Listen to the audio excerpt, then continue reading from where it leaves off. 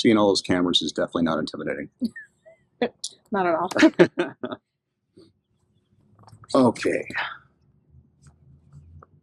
Well, this is a new format for us. We're doing a video podcast, and then we're going to turn it into an audio podcast. So I've still got some things to figure out with this and the formatting of, doing like an introduction to the podcast and all that, but I'll get there. This is the Warriors to the Win podcast, and today we're talking about basically the aftermath of suicide and how it affects families for the long term. So it's going to be a tough one, but I think it's also a really, really important one. So my name's Dallas. This is Sam or Samantha. What do you prefer anyway? I guess I'm so used to Sam, so Sam. Okay, so this is Sam. And the way we met was actually, I was on Facebook, I think, and I came across an article that she had shared that her daughter wrote when she was 13. And I went through this before this podcast, and I started highlighting. I was going to do a highlight reel of the important parts, but they're all important parts. So I think I'm just going to go ahead and read all the way through, and it's pretty powerful stuff. So from a 13-year-old, I never realized how profoundly one person could hurt until the night my father took his own life. That moment shattered our family and transformed my understanding of love and loss. My mother, little sister, and I were in the house when it happened. We heard the events unfold, and I'll never forget that night. It was the worst night of my life. When the sheriff came to our door, I remember my mother's face, the way her eyes filled with disbelief as she told me my dad was gone. I cried uncontrollably, feeling as if I couldn't breathe. The weight of that moment left us all reeling. My mother didn't know how we would get through this, how we would live without him. My dad was a proud Navy veteran.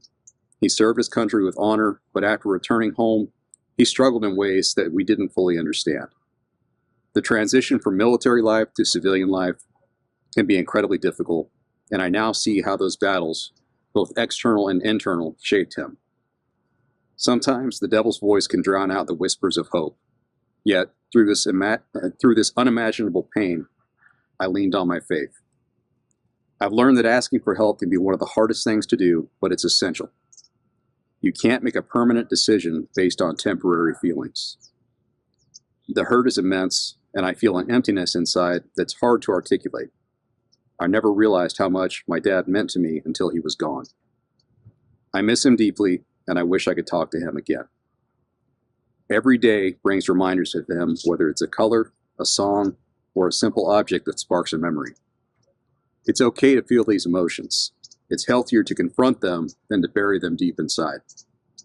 My dad and I had a wonderful relationship. I could talk to him about anything without fear of judgment. He taught me how to handle life's challenges, and I wish he were here to guide me now. The loss of a loved one can lead to thoughts that spiral into darkness, making you believe that those left behind would be better off without you. But that's simply not true. Every person has a purpose, and God put each of us here for a reason. We must hold on to that belief. In the months since my dad passed, I've grappled with intense feelings of betrayal and loneliness. People say suicide is a selfish act, but they don't understand the pain that drives someone to such a decision. If I could have one superpower, it would be the ability to understand that pain, to know what someone is going through. While some say time heals all wounds, I believe that the pain doesn't go away, it becomes more manageable. I find solace in the hope that one day I will see my dad again. This hope is what keeps me going, and I want him to be proud of me.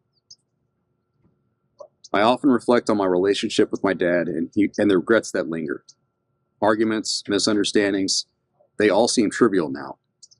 If I could just have 5 more minutes with him, I would tell him I love him, I miss him, and I want him back. I would hug him tightly, and despite the tears, I would smile because I would be with him again. Living without him feels like a daily struggle, and I know I need time to heal. We must surround ourselves with those who uplift us and let go of those who bring us down, regardless of how long we've known them. It's a hard truth, but it's necessary for our well-being. Sometimes I think about milestones in my life, like walking down the aisle, and I feel a void where my dad should be. Yet, I remind myself that he's still with me in spirit. I talk to him and to God regularly. There are days when I want to be alone, and others when I lean on friends and family for support. Parents are meant to protect their children, to guide them. My dad caused me pain in ways I never thought possible, yet I love him more than anyone else. He shaped who I am today, and I will always cherish the lessons he taught me. Though he is no longer here, his love remains in my heart, and I strive to honor his memory by living fully. The issue of veteran suicide is heartbreaking and impacts countless families like mine. Those left behind experience a profound pain, one that can feel insurmountable. But I want to emphasize that every life matters. If you are struggling, know that you are worth fighting for. There is hope, and you are not alone in this fight. To anyone who is struggling, remember that love transcends loss. You are never truly alone, and there is always hope, even in the darkest moments. Let's work together to support those in need and prevent more tragedies like the one I've experienced. 13 years old. She lives with her mother and sister and is passionate about veteran issues, mental health, and preventing suicide. And she just keeps on growing up. Yeah. That is a tough read, but very powerful, very articulate. A lot of wisdom and takeaways from that. Yeah, a lot. How does hearing that make you feel? What goes to your head when you hear that? She hits the nail on the head.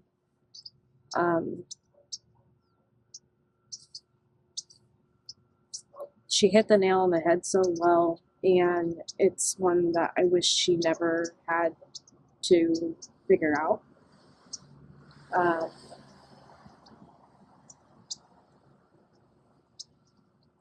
It is so, this is a life I never thought.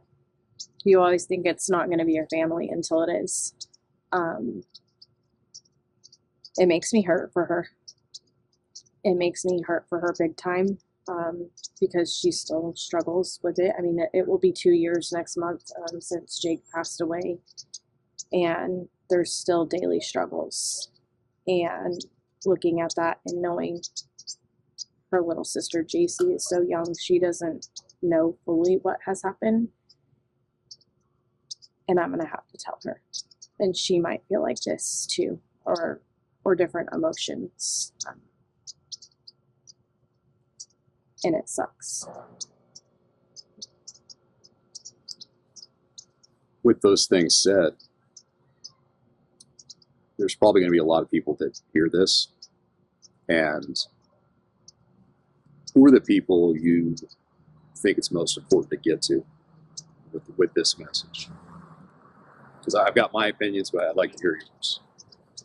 Someone who's in the trenches right now, debating on if they're worthy enough of staying on this earth, and questioning if it would be better off, or if their family would be better off if they just left. And my answer is no, it's not. It hurts way more. And though they may be in the trenches, and it's going to be hard to hear this message, your family will be really well hurt if you choose to leave.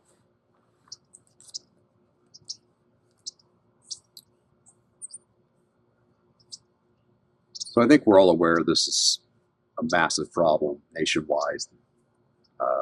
One thing that bothers me, I run a foundation for veterans' mental health. I'm doing this podcast thing. I want to be able to give people accurate information about what these numbers actually look like. And it is really hard to find something I feel is accurate. There's so many gaps in reporting and things that are left out. it's really hard. But when you do the math, let's just say hypothetically it is actually 22 a day, like everybody talks about. I think it's much higher than that. Yeah. We're talking about anywhere from, let's just say it's just in the thousands, many thousands of veterans are killing themselves every year. And I have a lot of personal experience with that. And I know what it does to those who are left behind. I've experienced it myself. It's tough. It has a ripple effect, which we've talked about in a previous podcast. Mhm. They have a number that they've somehow figured out. It's supposed to be 115 people that are long-term impacted by veterans, by a suicide loss, I should say. Yeah, I believe it. And I've heard, actually, I interviewed a Marine whose brother, it's a guy I arrived with, his brother was also a Marine, Sheriff's Department, SWAT, and his brother passed away from this. And he immediately to the 115 said it's so much higher than that. Yeah. So my point of bringing this up is, for everyone we lose to their own hand, there's a mental health path of destruction that happens well beyond that one individual act. 100%. Yeah. And I've lived it. I went in a downward spiral the first time I was impacted personally by suicide. So for about 4 years, I was trying to figure out what's my next move after that. So I think that's the thing too, though. People don't get it until you're directly impacted, because I remember before any of this had happened, before we lost Jake, you know, you would see like those challenges, like 22 push-ups for 22 a day and everything. And, you know, you're sitting behind your screen like most of us are for countless hours a day and thinking, oh, that's really awesome that they're doing that. But what we don't realize, or I didn't realize until I was directly impacted, was, oh my gosh, this is terrible. And this is a huge issue.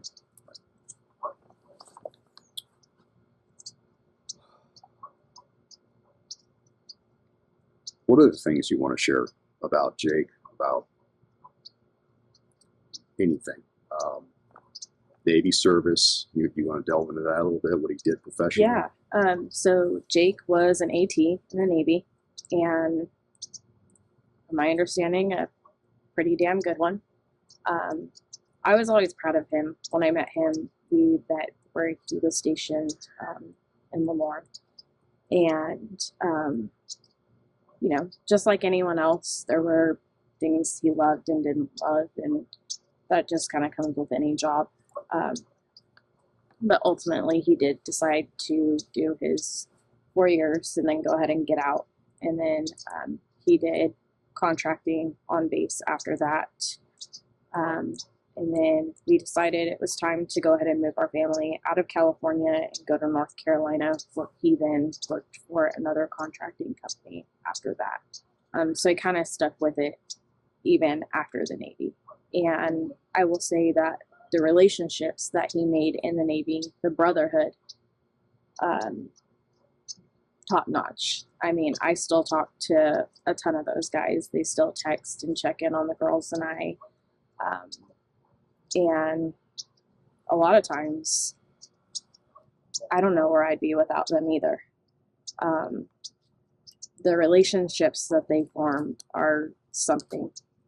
Talk a lot of smack to each other, but that kind of comes with the territory, and it's hilarious to hear. Sometimes you're like, whoa, because they'll say some pretty unhinged shit, but Yes.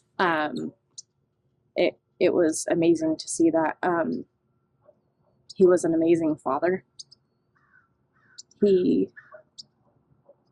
was a man he didn't have to be. He immediately took Brinley under his wing and was always there for her. And like she says in her article, she could tell him anything without judgment. And really, he was like that for so many people, not just his kids and myself. He was like that for so many people. He might be an asshole about it, but in his heart of hearts, he did truly care. He was my best friend. He was truly my best friend. I could tell him anything, like we're talking about with anyone. He was easy to talk to and without fear of judgment. He was a hard worker. He never stopped going, ever. He would have a million projects going. We were starting homesteading in North Carolina. We had countless chickens, and if you mess with his chickens, you were on his shit list because he loved his chickens so damn much. We had rabbits. He was learning how to cook rabbit meat and everything. He was one that just, he could watch a video on YouTube and all of a sudden he was a master in the subject. Very, very smart. Sometimes too smart. Always had a witty comeback. And he definitely instilled that in Brinley. Now she has them. And I'm like, gosh. I've noticed that. Yes. Just an outstanding human. He really was. But he struggled with his dark side too. So I suppose this is a good transition. Well, it's not a good transition, but his dark side.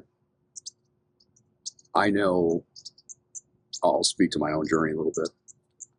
I know when I've been struggling, a lot of the time I was really good at hiding it.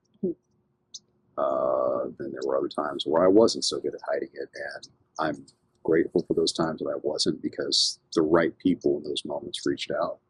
Yeah. And, you know, one of those times was my best friend telling me, "You're effing up big time. You know, you're better than this." And I kind of went, huh. And really, in those moments for me, it was my perception of myself that he was really on me about. Yeah. So I know, as veterans, we do go through some very dark things for a variety of reasons, whether it's simple transitioning out of the military and figuring out what your life is supposed to look like. Yeah. That's a big, big deal. And I think that's one thing the military needs to continually improve on and keep updating on a regular basis, because if they're using antiquated job search methodologies, for example, it's not going to do anybody any favors, especially not now with AI and everything else. So I don't want to talk too much with his decline. What did you see? What did you not see? How long did it last?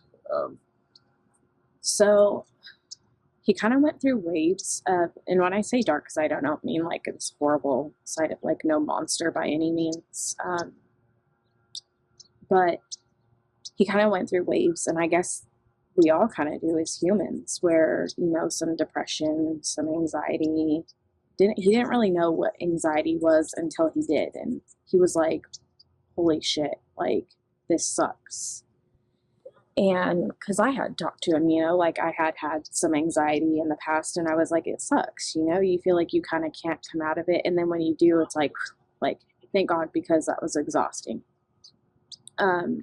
So it kind of came in waves, and when I would notice that it was really bad, and by really bad, I never by any means thought it would lead to where we're at now. I would never have imagined that it would have led to suicide. It was just like, in the trenches, try to uplift him, try to, you know, remember all the positive things together, and pray for him. But I would really notice that he would really lose weight. He would be really, really skinny all of a sudden, which I didn't always notice right away because his clothes would hide it pretty well. Sure. I want to say about a year before he passed away, he was kind of in the trenches and he was losing a lot of weight. And I think I saw he had just gotten out of the shower and gotten dressed, and I was like, "You're really skinny." And he was like, "Yeah, I'm not eating much. You know, I told you I'm really going through it." And he told me he was going through it, but I didn't. Jake, kind of like a lot of men, would cover it up with either dark humor or not talking about it or just adding on more projects in the garage. And so you never really knew. he wasn't going to come out and say what was on his mind, really. I mean, he would sometimes. There were a few times. I mean, we were really good at sitting and having talks, the hard talks. We would sit down and have them. That was a person that I could sit down and definitely have a hard talk with.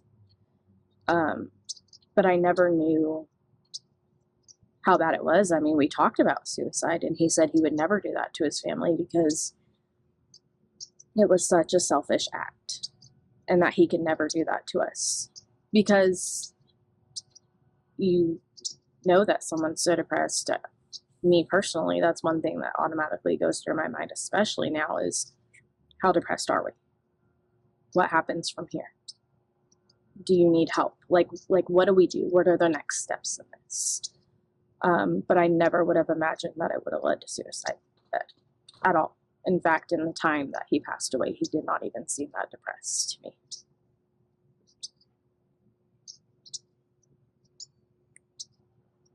I got a lot of thoughts bouncing around my head now. Okay, so a little bit about me. I've never been suicidal, thank God. Mm-hmm. I have had long periods of time where I didn't want to wake up. Mm-hmm. I've had periods of time where I said a prayer the night, hey, don't let me wake up tomorrow, that kind of stuff. Mm-hmm. So I've definitely been through it on some level. Yeah. And a lot of it was because of loss of veterans largely and friends in general. Yeah. To suicide. And I think for me, I've had a lot of combat losses mm-hmm. in my friend group. And it sounds strange, but when you lose somebody, period. However, there's a difference between losing somebody in combat where there's a certain, hopefully a small expectation of losing people. Right. But you still expect it on some small level. Yeah. Then there's things like training accidents. That's a whole different category. That one catches you off guard a little bit more. Yeah. We're in a dangerous profession, clearly. But for me, I know that when I was losing people that I cared about, veterans, Marines that I had led, for example. Yeah. After we got them home safely from war, that one really shook me.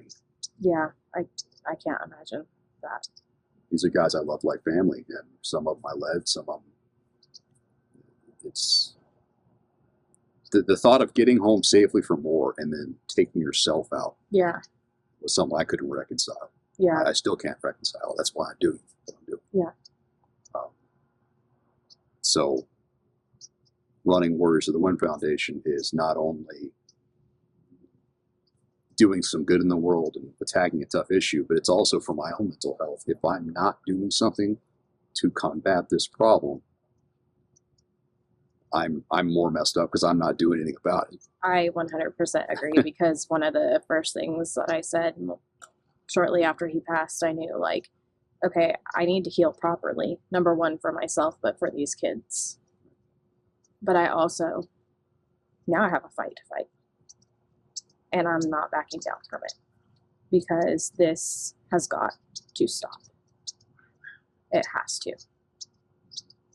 Though it may never stop completely, we've got to get these numbers down. And to get the numbers down, I hope you'll agree with this. We need to do, collectively across the country, a much better job of figuring out what the numbers actually are. Yeah. Because you can't fix something you don't know how to calculate. You Yeah. can't quantify it, you can't really fix it. Or you can't know for sure that you're fixing it. I wholeheartedly agree. We need to figure out what the actual numbers are. Active duty, when they're saying that they're actually going through a hard time, it needs to quit being brushed under the rug. And veterans, when they actually need help, I'm sorry, but a 30-minute session once a month isn't really going to cut it. These guys need more readily available help. No matter what they're facing, they shouldn't be judged for it. And whether they're active duty or veterans, they need more readily available help. And I have heard from a number of active duty personnel that if there's this unspoken problem that exists and they won't really open up about it because they know what could happen if the wrong person heard them say something. Yeah. But as a former Marine officer myself, I kind of feel like if I don't put a magnifying glass on that a little bit, I'm doing them a disservice for having the courage to open up to me about it. Yeah, Jake experienced that too. I remember one time we were talking about him going to therapy, and he really didn't want to because he was so afraid of certain things being taken or being judged. And I'm like, we'll cross that bridge when we get there.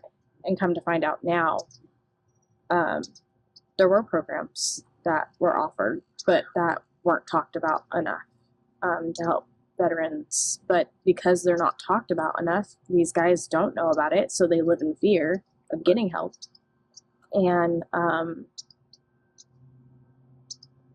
I just wish people would have the more uncomfortable talks more, because though these talks are uncomfortable and they're really, really hard, losing someone to suicide is a lot harder, and living the life after is a lot harder.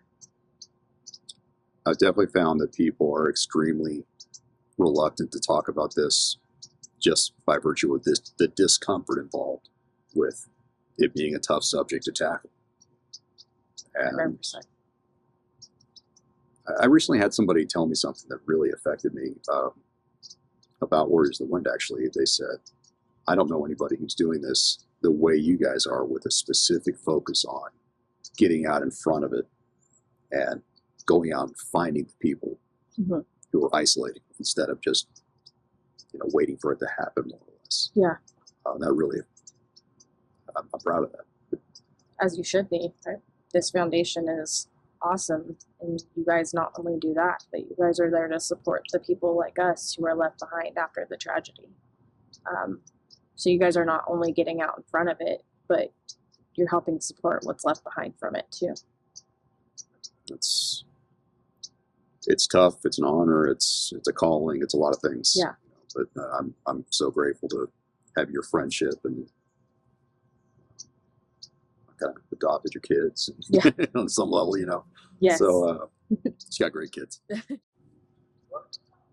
I intentionally didn't bring a list of things to talk about because I want this to be we talk a lot. Yeah. And I want it to be something that kind of flows naturally.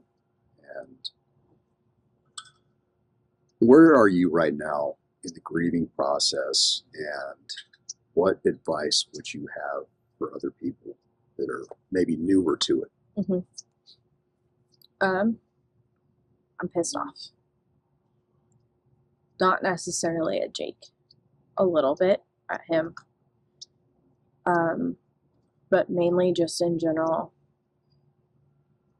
I'm fucking pissed.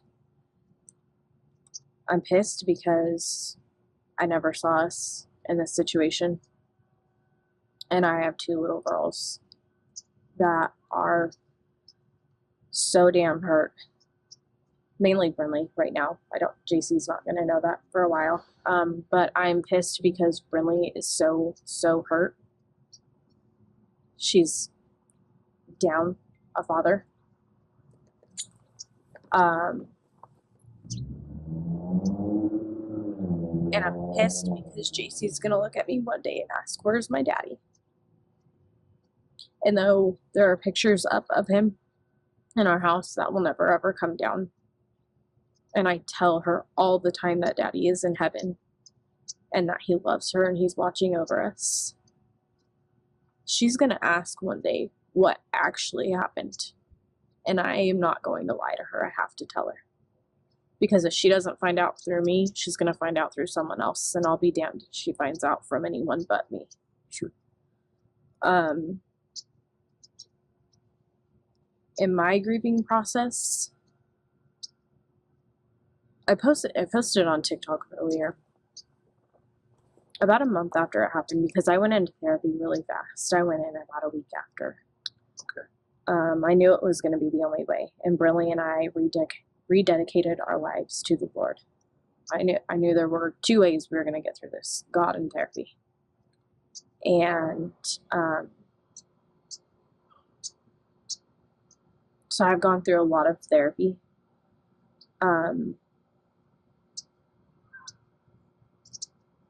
I had this goal to be, I had no idea what this heavy grief was. I mean, I lost my grandfather in 2019, and then I lost my aunt a couple of years after that. Well, no, like a couple months before Jake. And those are two people that I was really close with. But, and not that I didn't grieve them, but when you're grieving your life partner, someone that you thought that you were spend the rest of your life with, I mean, he was planning on proposing. He told Friendly that he was, this is your heads up, kid. I'm proposing to mom. It's a way different grief, one that I never thought I would know how to. I mean, I guess I still don't. You take every day, day by day.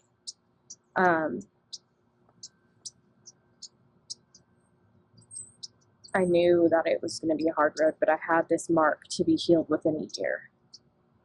And I look back now and it was like, I wish I gave myself a lot more grace. Because I don't know if I'll ever fully be healed. I don't know what that looks like in the future. I know that I take every day, day by day. I know that I am trying to heal in the best way possible because I know that my kids are going to need therapy. I don't ever want to be a reason to add on to why they're in therapy.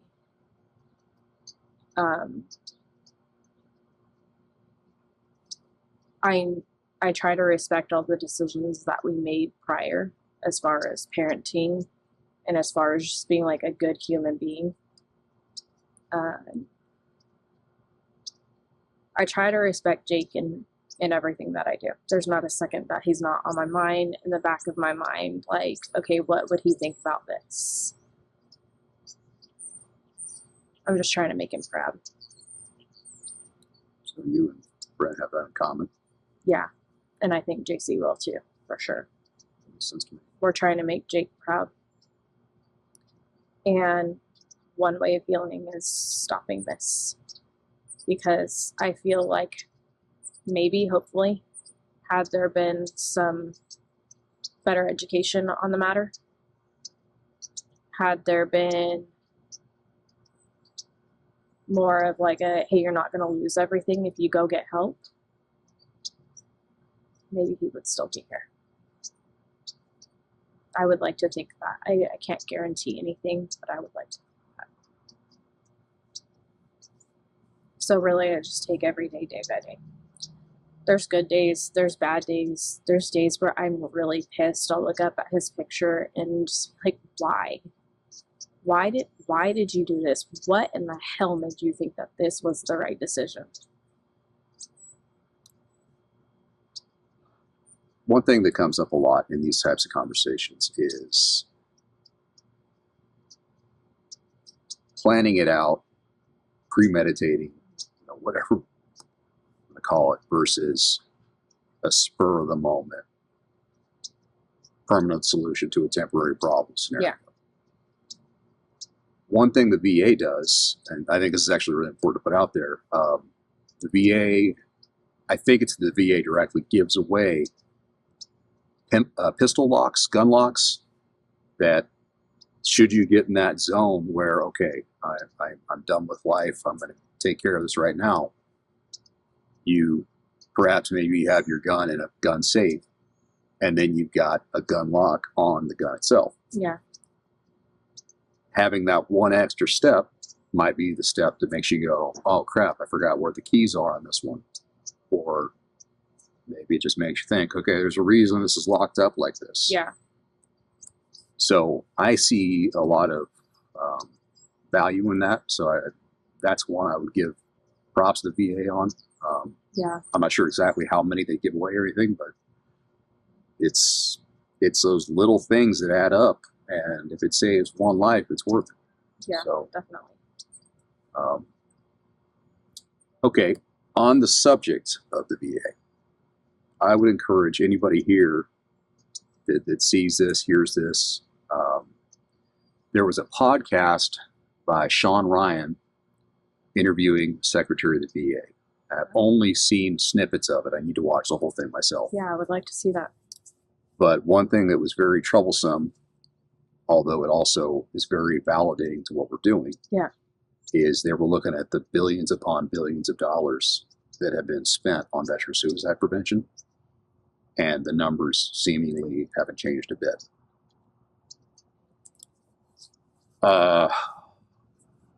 On the numbers, one thing that I've found, one statistic that I find easier to believe than a lot of the other ones that I hear, like 22 a day, which does make a good tagline. I will say that. Yeah, for sure. It gets people's attention. There is value in that. Yeah. But watching the movie In Waves and War, which is free on Netflix, it's basically they take a bunch of Navy SEALs to Mexico and they get treatment they can't get in the United States because of FDA regulations and stuff. So it's called Ibogaine therapy. I've got some friends that are really advocating for that because they led Marines in combat and they know what PTSD can do to people. Yeah. And anyway, I highly recommend watching the movie In Waves and War. It's very eye-opening, both on the therapeutic aspect, but also on it really delves into what these guys go through, especially as tip of the spear world-class warriors like Navy SEALs. The stories they tell in that movie are just like, whoa, like next level. And it really makes you appreciate what it takes for us to be free, having guys like that on the front lines. And even in front of the front lines sometimes. But in that movie, they throw out a statistic that I believe it's 4.3. We're losing 4.3 times the amount in combat to suicide. And I think it's a post 9/11 statistic. Don't quote me on this. Watch the movie. You'll see for yourself. I should have had that in front of me when I said this. But that's a stat that I believe. Mm-hmm. It makes sense to me. It does make sense. The things that bother me about the stats, since we're on that subject, most of them don't include things like dying from alcohol, things like, overdosing on VA prescribed medications. Those things are usually footnotes. Does not include this, this, and this. Questionable car accidents, for example. There's a lot of things that there's just a lot of gray areas that they're never going to be able to fully get rid of, but we need to really look at those things. But I will say this, I think most people that are watching this know of Warriors to Win on some level at least. We're built around motorcycling for mental health. And anybody who says riding a motorcycle is dangerous, I can tell you that, yes, I've had friends that have gotten motorcycle accidents. I can also tell you that in the time I've been riding, I've lost 4 friends to alcohol. So, actually, a little bit before. It's been about 3 years. So I've lost more than 1 friend per year to alcohol-related stuff. Alcohol is the normalized drug, the one that's accepted so widely, but is a huge problem. So I think they really need to, whether we want to call it this or not, if somebody is, drinking themselves to death on a regular basis, meaning drinking an amount that would kill most people the first time, and they're doing it day after day after day, that's suicidal behavior. Yeah. I don't like to say it that way, but one of the things that we're obligated to do in my mind is we say the tough things that people don't necessarily want to hear. Well, I had a friend tell me, and I'll never forget it. A lot of these guys either come out with an alcohol addiction or a caffeine addiction. And I was like, I thought about it, and I was like, wow, never thought about it like that. But now that you say that, yeah, kind of makes sense. You got me on the caffeine addiction thing. That's okay. I'm kind of hanging my head in shame right now, to be honest with you. That's okay. Not to make light of this, but I have too much caffeine in my system right now. My passion drives me a lot of days. Other days, it's the caffeine that keeps me going. So whatever keeps us going, right? Right. We're trying to do a good thing. Yes. Especially you guys. Well, as far as the foundation goes, I brought you on in a kind of a quiet capacity, but it's a very important capacity. So I'm still figuring out what to call it right now. I call it the Warriors of the Wind Advisory Board. And there's several people on it that may not have even met yet, but the people on the board are the people who have lost someone close to them to suicide. And I want people, both on my board of directors, on the advisory board, I want people that will vet the things that we're saying and doing and being like, that doesn't make any sense, or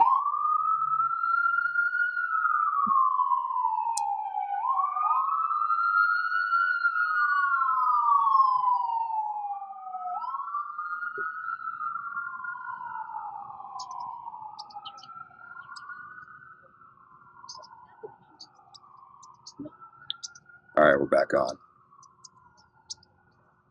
Our advisory board is very important to me because I want people who are going to say, okay, I see the value of this. This aligns with the things that I was seeing happen, or maybe things that he was or wasn't doing, whatever. But we want to focus on the things that are really, really important and aren't just us guessing. So we got some pretty big podcasts coming up along these lines, I think, asking more of those kinds of questions. You know, what are the trends? What were the things that your family saw in those kinds of things? So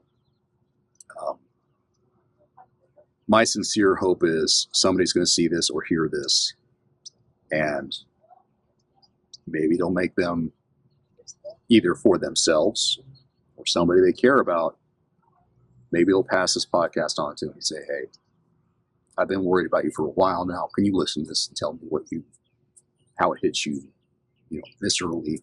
Yeah. How are you feeling? That kind of thing. Yeah. If it starts one good conversation that results in somebody getting therapy, it was definitely worth our time.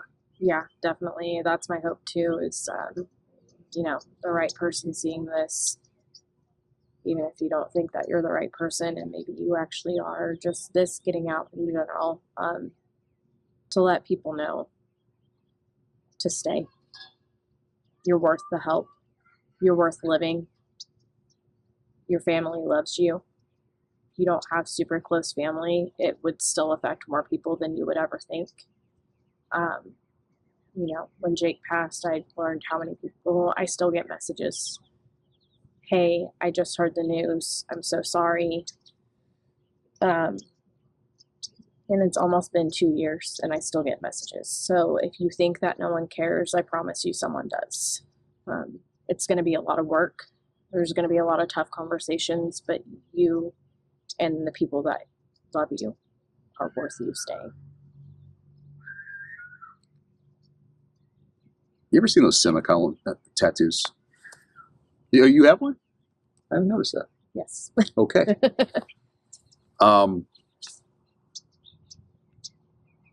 I can speak of my own experience on this one, that I've already spoken about having gone through a depression period of time.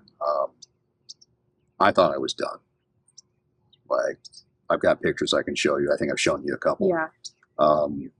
Where you saw my face, and my eyes were just empty. There was nothing left. When I talk to people who are going through it, I just kind of say, my wick was burnt out. So I thought I had nothing left to offer, and I was just in basically purgatory walking around, is what it felt like. And the thing that brought me out of it was riding a motorcycle. So there are probably still a lot of people out there going, what is this mental health motorcycling, Warriors to Win, blah, blah, blah. This guy's on something. No, I'm not. I'm sober as can be, except for caffeine. He's on a mission. I'm on a mission. I'm high on life. But for a while, I thought it was just me. I was like, okay, why do I feel so much better after I ride? My whole life I said I wouldn't ride. Then I turned 44, and it wasn't a midlife crisis. It was a midlife, like, I'm actually happy now. Yeah. And beyond that, and he rides too. I'd love to talk to him. Yeah. And I know a little bit about him. He's out there doing it. So Yeah. I thought maybe I was kind of exaggerating to myself. Okay, is this really what I think it is? But then I started looking into it, and I realized there's been some mental health studies done on it. I want to do a much, much more robust mental health study on it, and I'm working on that. But what really got me was I was talking to guys during the rides at restaurants and stuff. We take a break, and I was talking to one guy, and he said, "Yeah, when I started riding after Iraq or Afghanistan, wherever he went, he got out of the military, and the VA gave him a cocktail of pills, and he's on those every day. When he started riding, he just went, I don't need those anymore." And now I'm hearing that over and over again. So when I first started doing the research on this, it was my motorcycle saved my life when I got back from Vietnam, Korea, whatever conflict war. But now I'm hearing, okay, when I ride, I sleep without pills. I don't feel anxiety. My depression is manageable because I know I have a ride to look forward to tomorrow. Yeah. The connection to other veterans who ride, there's a whole nother level right there. So I don't want to turn us all into a conversation about motorcycles, but No, but it's, part of your guys' mission is, let's get a veteran on a motorcycle if it can help save their lives. Tomorrow's another day, and it might be a day on a motorcycle. And if that is something that you have to look forward to, then that's amazing. now I'm thinking of Brent getting on the back of Sarah's motorcycle. Oh, that was awesome. Seeing her face at the end of that Yes. ride. We need to do that again. Yes, definitely. There's, as long as there is a tomorrow, there's always the chance that you're going to find something that can change everything. Yeah. I was praying not to wake up. Next thing you know, I find the one thing that I'm like, all of a sudden I have a purpose. And when you find that, it changes absolutely everything. I can't think of anything it didn't change. Yeah. So I remember when this first happened, I was like, what do I, like Brentley's article says, so I didn't know how we were going to survive this. I didn't know how we were going to get through this. And now I wake up and I'm like, okay, we got through the darkest, hardest day of our lives. It's pretty damn dark. Now I wake up and I know that there is a purpose out there for me, and part of that is to raise damn good human beings and to be a good human being myself and to raise awareness to this matter. And it keeps me going. I have to come out and say something. I'm kind of on the fence about whether I should say it out loud like this. But again, one of the things that we do that I think a lot of people don't do is we say the tough things. And the thought I have bounced around in my head is, I think people need to hear, if you commit the act of suicide, if you take yourself out, it can make people that you love suicidal.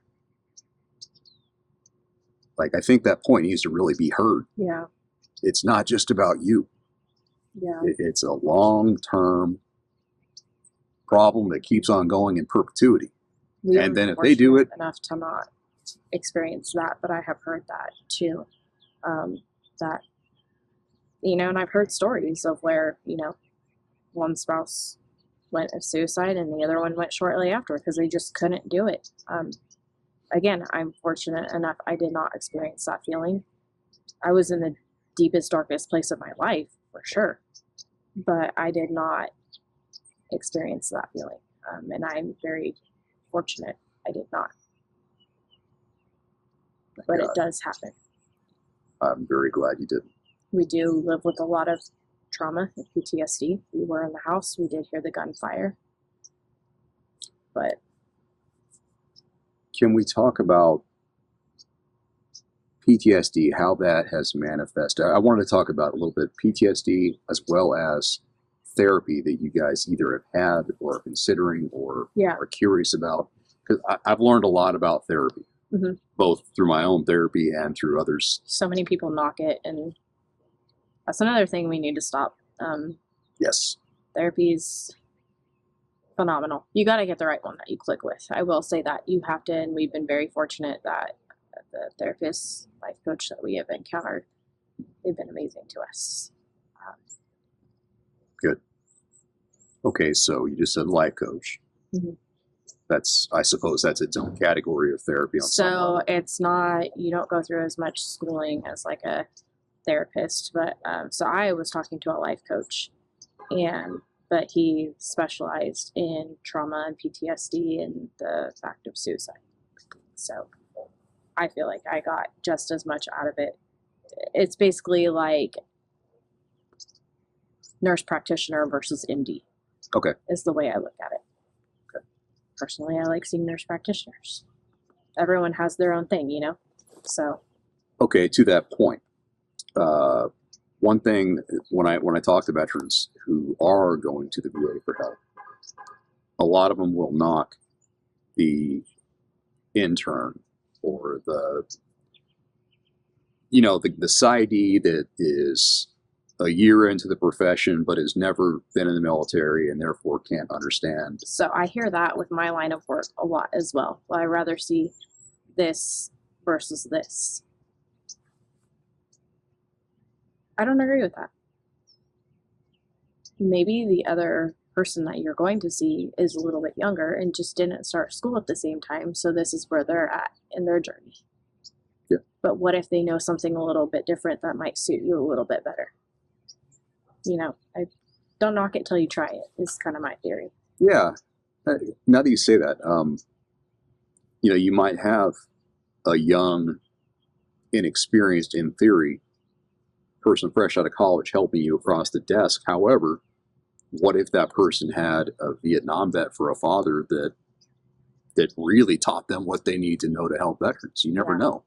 So I think that veterans need to give the VA people that are hired to do these things at least a fair shake.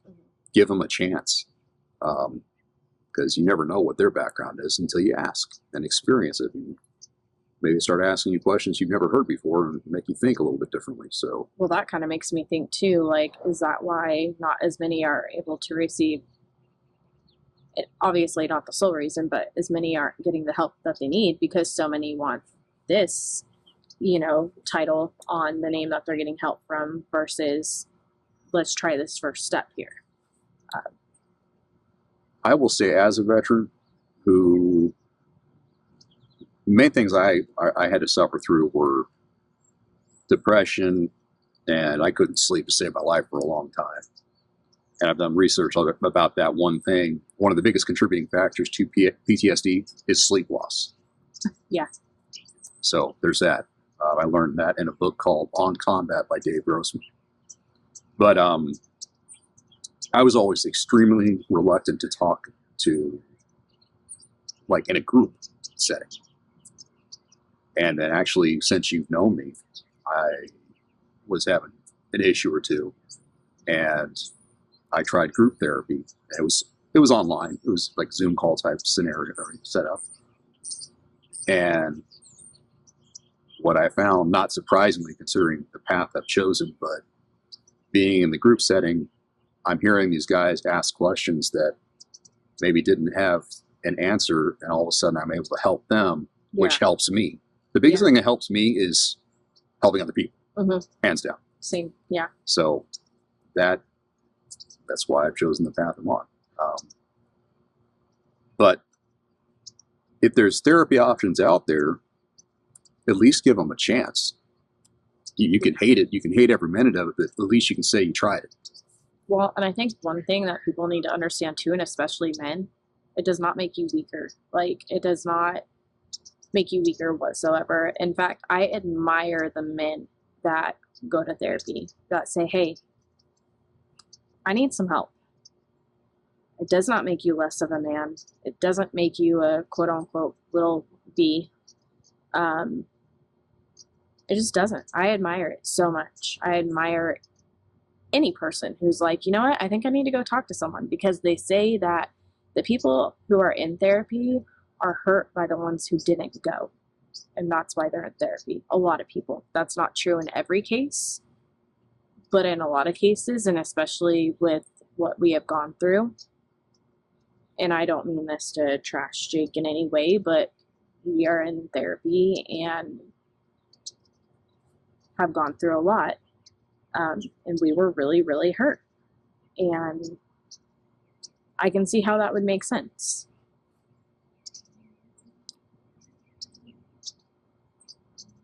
So you've seen a life coach, and when I say there's different kinds of therapy, there's everything from, you mentioned EMDR earlier, which is eye movement desensitization, something.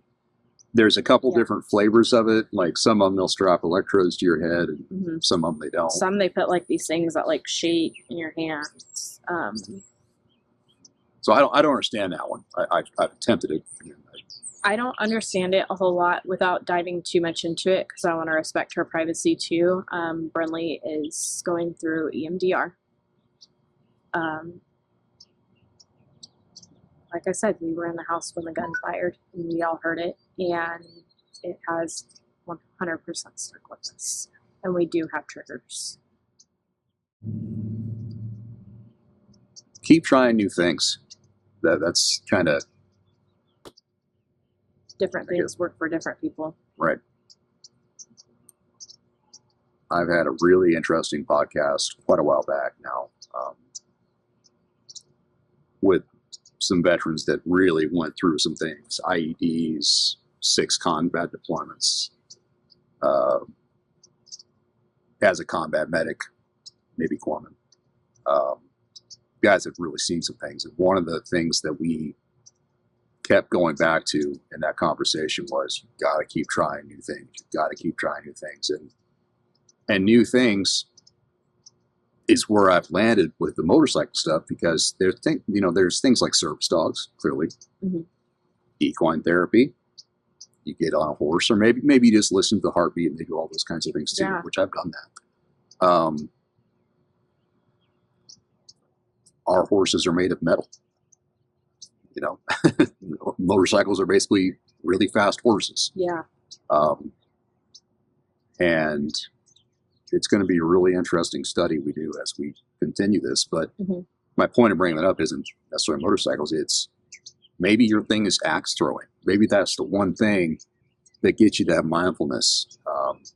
Things that I've tried, that something you and Brent might keep in mind, is scuba diving was really good for me. Oh, wow. Really good. See, I never would have thought about that. And that's the thing, you got to talk to other people that have gone through these things and get new ideas, because otherwise, how are we supposed to know? Yeah. Scuba diving was good. For me, photography was really good. And combining those two things, underwater photography was the best thing for me for a long time. That sounds awesome. Because if you think about it, okay, you're completely mindful when you dive, because that is keeping you alive. So that gear you've got on is pretty important. And so then you combine photography, which is own kind of mindfulness, because you're looking through this little thing and getting all the technical settings and everything. So I would find myself, maybe 50 feet down, looking through the lens, and I haven't breathed for like a minute because I'm focused on this one tiny little thing. It's a whole different level. But if you were thinking about the time without doing the photography stuff, you would probably think that you wouldn't be able to do that. Right. So it's, and that's where motorcycling for me, I've never done anything in my life that requires more mindfulness than riding. Because when you're on that bike, you are fully engaged. Well, especially here in the valley and with the fog and everything, you have to, I can only imagine, really think about what you're doing on that bike, because not everyone else is paying attention to the bike on the road. There's definitely that aspect of it. What have we not talked about is there anything you wanted to talk about that we haven't gotten to yet? Any messages you want to get out? I guess just to piggyback, tomorrow's a new day to stay. Try to give tomorrow a chance and keep doing that because you never know what's going to happen. To the survivors, the widows out there, the kids, our heart is with you. We know it's a long, hard road that's probably going to be a lifetime thing. But to anyone struggling or to the ones that are left behind, there's an army behind you of people who will be there for you. I know it's a matter of finding it, because even I didn't find it for a while, but now that we have, we're so fortunate, between Warriors of the Wind, our family, our friends out there who helped us immediately. But then we had to find that army who understands the depths of the hurt after this type of loss. There's people there, and we're ready to help. Don't give up. Whether you're a survivor just really going through the depths of it, or whether you're someone contemplating, don't give up. I never in a million years could have thought I would honestly even be happy, much less on this path that I'm on now. Right. Yeah. Leading something important. I never saw myself as a leader. Like I said, my wick was burnt out. I thought I had no business doing anything that was important. I kind of understand that. I remember right after it happened, I couldn't smile. I couldn't eat. Any song that came on, I was in my car just bawling. And for a while, when I started to smile and laugh again, I felt guilty.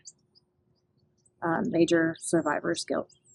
And now I can honestly say I know it's what he would want. He would want us to be happy. He would want us to be smiling and to living life to the fullest.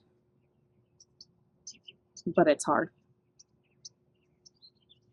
Even the really, really happy, joyous moments are so hard. Birthdays are hard. A lot of birthday parties, I'm over there crying, singing happy birthday to the girls. It's hard. Well, I can tell you, because I've had the privilege of getting to know you guys, you're doing a bang-up job from everything I can tell. I appreciate that. I can't imagine how hard it is, but I know what I see in them. Mm-hmm.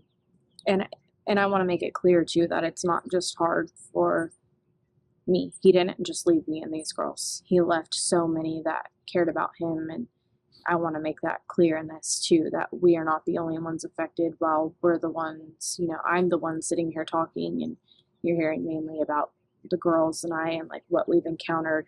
Just imagine that tenfold, because he had an entire family that, is grieving and grieved as well.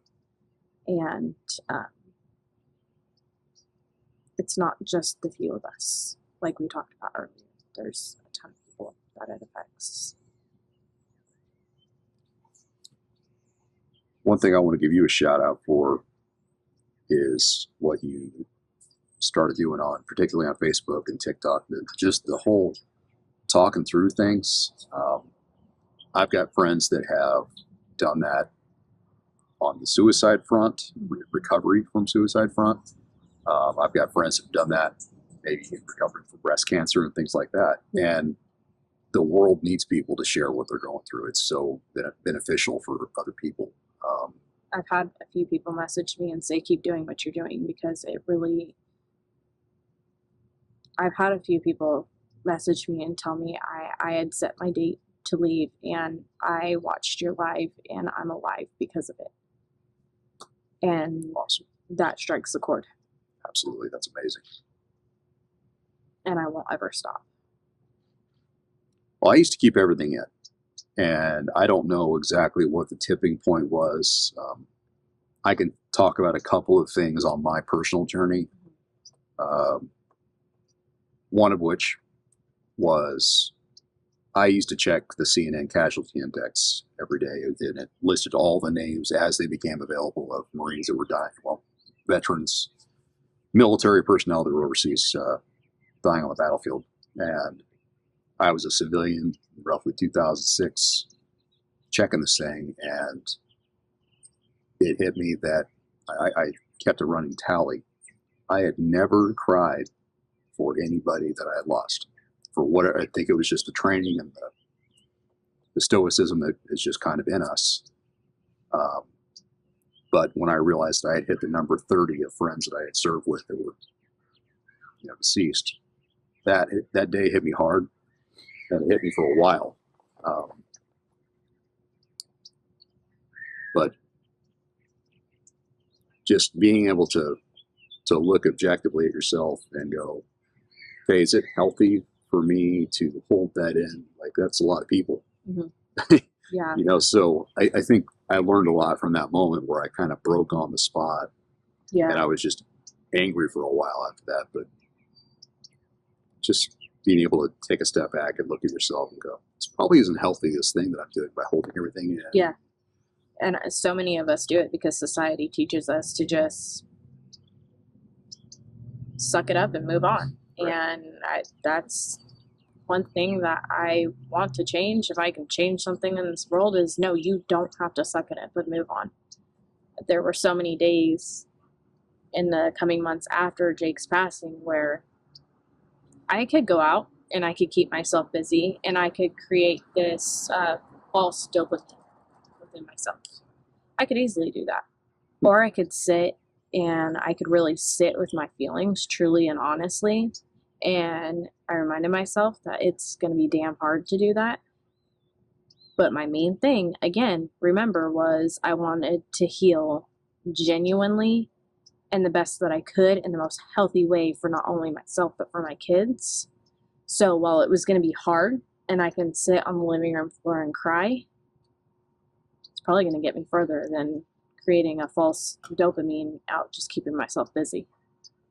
That's a really interesting false dopamine. I'm going to have you read that anywhere? Or is that just something? So no, it's actually, I covered it a lot in therapy. So drinking alcohol to get through the things that are people going through. It's a dopamine. Any like addiction, shopping,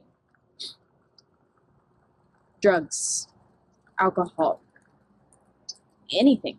It could be simple as, I don't know, any really addiction, really. Smoking.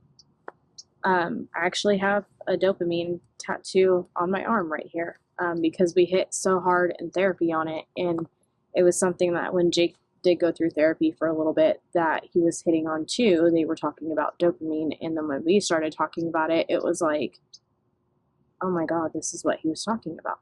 Because he himself was trying to work on, it's a natural chemical in your body. Right. But so many of us try to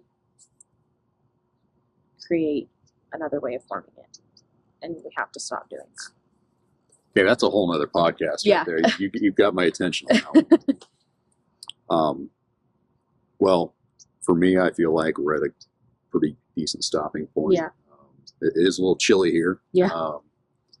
So the nice gray skies and foggy, which, considering the subject matter, it's probably a kind of a fitting ambiance, I guess. I'm ready for sunshine. Definitely.